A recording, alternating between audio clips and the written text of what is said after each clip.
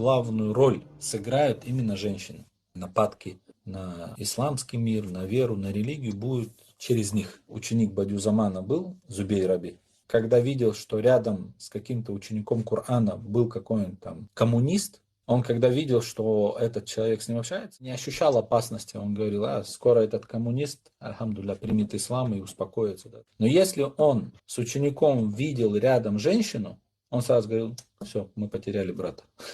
То есть настолько опасно, да, то есть. И об этом, что интересно, в Коране сказано, да, козни шайтана сказано, что они слабы, а о кознях женщины сказано, поистине, они сильны.